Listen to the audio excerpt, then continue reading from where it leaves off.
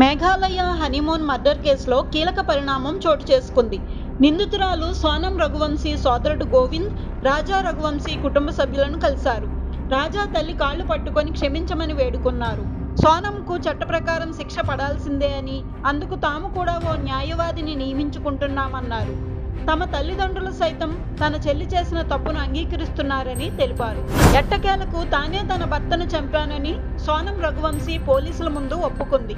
రాజ్, కుష్వాహాలతో పాటు 3 హంతకులను పోలీసులు అరెస్ట్ చేసిన తర్వాత సోనం పోలీసుల ముందు తానే చంపినట్లు ఒప్పుకున్నట్లు తెలిసింది. పాకిస్తాన్ కోసం గూఢచర్యం చేస్తున్న హర్యానా యూట్యూబర్ జ్యోతి మల్హోత్రాకు కోర్టు మరోసారి షాక్ ఇచ్చింది. ఆమె బెయిల్ పిటిషన్ను తిరస్కరించింది. దర్యాప్తు చురుకుగా సాగుతున్న ఈ సమయంలో నిందితురాలికి బెయిల్ ఇవ్వడం దర్యాప్తును దెబ్బతీస్తోందని పోలీసులు కోర్టుకు తెలియజేశారు. ఇరు వర్గాల వాదన విన్న కోర్టు బెయిల్ పిటిషన్ను తిరస్కరించింది. అర్ధరాత్రి 1 గంట సమయంలో పెద్ద ఎత్తున శబ్దాలు వస్తున్నాయని స్థానికులు ఇచ్చిన ఫిర్యాదులతోనే త్రిపుర రిసార్ట్స్లో దాడి చేశామని పోలీసులు తెలిపారు. మంగ్లీపై కేసులో పోలీసులు విడుదల చేసిన ఛార్జ్ షీట్ పలు ఆసక్తికర విషయాలు వెల్లడించాయి. సుమారు 10 మంది మహిళలు, 12 మంది పురుషులు డీజే హోర్లో డ్యాన్స్ చేస్తున్నట్లు గుర్తించామన్నారు. ఈ కార్యక్రమానికి ఎలాంటి అధికారిక అనుమతులు తీసుకోలేదని, పెద్ద మొత్తంలో విదేశీ మద్యం బాటిళ్లు ఉన్నట్లు గుర్తించామన్నారు. డ్రగ్ టెస్ట్లో ఒక వ్యక్తి గంజాయి సేవించినట్లు పాజిటివ్ నిర్ధారణ అయ్యిందని వివరించారు. ఈ ఘటనలో ఎంతటి ప్రముఖులున్నా వదిలిపెట్టేది లేదన్నారు. ప్రకాశం జిల్లా పొదిలిలో జగన్ పర్యటనలో తీవ్ర ఉద్రిక్తత చోటు చేసుకుంది. జగన్ పర్యటనను వ్యతిరేకిస్తూ టీడీపీ నాయకులు, మహిళలు నిరసన వ్యక్తం చేశారు. అమరావతి మహిళలపై ఛానల్లో చేసిన వ్యాఖ్యలకు క్షమాపణ చెప్పాలని డిమాండ్ చేశారు.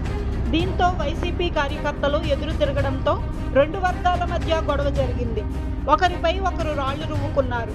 ఈ ఘటనలో ఒక కానిస్టేబుల్ గాయాలు కాక ఆసుపత్రికి తరలించారు. తన దగ్గర ఉన్న శాఖలే కొత్త మంత్రులకు ఇస్తానని సీఎం రేవంత్ రెడ్డి స్పష్టం చేశారు. సహచర మంత్రులతో సంప్రదించి కొత్త మంత్రుల శాఖలపై నిర్ణయం తీసుకుంటామని చెప్పారు. పని భారం ఎక్కువైందని ఏ మంత్రి అయినా చెప్తే అప్పుడు ఆలోచిస్తానన్నారు. మంత్రుల శాఖల మార్పులు, చేర్పులపై తాను ఒక్కడినే అధిష్టానంతో చర్చించి నిర్ణయం తీసుకోలేనన్నారు. కాళేశ్వరం ప్రాజెక్టుపై కమిషన్ రిపోర్ట్ వచ్చాక చట్టపరమైన చర్యలు తప్పవని మంత్రి పొంగులేటి శ్రీనివాసరెడ్డి తెలిపారు. నిందితులని తేలితే వారు ఎంత పెద్దవారైనా సరే వదిలిపెట్టేది లేదన్నారు. కాళేశ్వరం విచారణలో ఎలాంటి రాజకీయ కక్ష వేధింపులు ఉండవని స్పష్టం చేశారు. కమిషన్ ఇచ్చే రిపోర్ట్ ఆధారంగానే అందులో ఎవరి పాత్ర ఉంటే వారిపైనే చర్యలు ఉంటాయన్నారు. ఏపీలో కూటమి ప్రభుత్వం ఏర్పడి ఏడాది పూర్తయిన సందర్భంగా తల్లికి వందనం పథకం అమలు చేయనున్నట్లు ప్రభుత్వం వెల్లడించింది. గురువారం తల్లికి వందనం నిధుల విడుదలకు ప్రభుత్వం నిర్ణయించింది.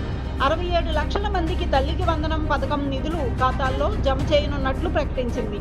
ఎంతమంది పిల్లలు ఉంటే అంతమందికి తల్లికి వందనం పథకం అమలు చేస్తామన్న మేనిఫెస్టో హామీ మేరకు పథకం అమలుకు నిర్ణయం తీసుకున్నట్లు తెలిపింది. ఉగ్రవాదానికి పాకిస్తాన్ సురక్షిత స్థావరంగా మారిందని, ఒసామా బిన్ లాడెన్ వంటి అంతర్జాతీయ ఉగ్రవాది ఏళ్ల తరబడి పాకిస్తాన్లో ఎలా ఉండగలిగాడని భారత్ విదేశాంగ శాఖ మంత్రి జైశంకర్ ప్రశ్నించారు.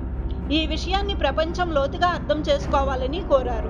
ఇది కేవలం భారత్, పాకిస్తాన్ మధ్య ఉన్న సమస్య కాదని, ఇది ప్రపంచానికి, ఉగ్రవాదానికి సంబంధించిన అంశమని అన్నారు. తెలంగాణ రాష్ట్రానికి కేంద్రం నుంచి రావాల్సిన ప్రాజెక్టులను కేంద్ర మంత్రి కిషన్ రెడ్డి అడ్డుకున్నారని సీఎం రేవంత్ రెడ్డి చేసిన ఆరోపణలపై బీజేపీ ఎమ్మెల్యే రాజా సింగ్ తీవ్రంగా తప్పుపట్టారు. రాష్ట్రంలో ఉన్నప్పుడు ఏమీ మాట్లాడకుండా ఢిల్లీ వెళ్లి తర్వాత కిషన్ రెడ్డిపై రేవంత్ రెడ్డి ఆగ్రహం వ్యక్తం చేయడాన్ని తప్పుపట్టారు. రాష్ట్రంలో కిషన్ రెడ్డిని కలిసినప్పుడు రేవంత్ రెడ్డి ఈ విషయంపై ఎందుకు అడగలేదని ప్రశ్నించారు. ఒకవేళ కిషన్ రెడ్డి నిజంగానే రాష్ట్రానికి అన్యాయం చేస్తుంటే ఆ విషయాన్ని ప్రధాని మోదీ దృష్టికి తీసుకెళ్లాలని సూచించారు. ఆర్జేడీ చీఫ్ లాలూ ప్రసాద్ యాదవ్ జన్మదిన వేడుకలు వైభవంగా జరిగాయి.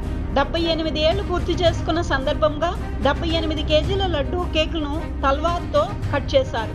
తన నివాసంలో జరిగిన ఈ వేడుకల్లో పెద్ద సంఖ్యలో అభిమానులు, పార్టీ కార్యకర్తలు తరలివచ్చారు. తెలంగాణ మాజీ సీఎం కేసీఆర్ను కాళేశ్వరం కమిషన్ సుమారు 50 నిమిషాల పాటు విచారించింది.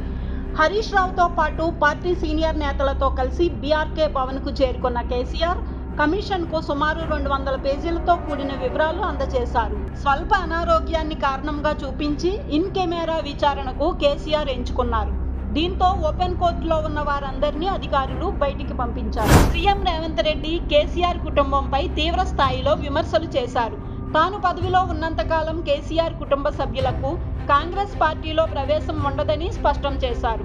ఆ కుటుంబమే తెలంగాణ రాష్ట్రానికి ప్రధాన శత్రువని ఘాటుగా వ్యాఖ్యానించారు. ఢిల్లీ పర్యటనలో ఉన్న రేవంత్ రెడ్డి మీడియాతో నిర్వహించిన చిట్ చాట్ సందర్భంగా ఈ వ్యాఖ్యలు చేశారు. ఐక్యరాజ్య సమితి భద్రతా మండలిలో ఉగ్రవాద నిరోధక ప్యానెల్కు వైస్ చైర్గా పాకిస్తాన్ను నియమించడంపై రక్షణ శాఖ మంత్రి రాజ్నాథ్ సింగ్ ఆగ్రహం వ్యక్తం చేశారు. ఇది పిల్లిని పాలకు కాపలాగా ఉంచడం లాంటిదని విమర్శించారు. పాకిస్తాన్ ఉగ్రవాదానికి పితామహుడని రాజ్నాథ్ అభివర్ణించారు. పాక్ ఎల్లప్పుడూ ఉగ్రవాదులకు ఆశ్రయం ఇస్తుందని, వారికి శిక్షణ ఇస్తుందని, అనేక రకాల సహాయం అందిస్తుందని అన్నారు. Tesla chief Elon Musk U turn తీసుకున్నారు. అమెరికా అధ్యక్షుడు డొనాల్డ్ ట్రంప్పై తాను చేసిన సోషల్ మీడియా పోస్టుల పట్ల విచారం వ్యక్తం చేశారు. ఇరువురి మధ్య ఆన్లైన్లో తీవ్ర స్థాయిలో మాటల యుద్ధం జరిగిన కొద్ది రోజులకే మస్క్ ఈ వ్యాఖ్యలు చేయడం గమనార్హం. గత వారం ట్రంప్పై తాను చేసిన వ్యాఖ్యలు హద్దుమీరాయని మస్క్ అంగీకరించారు.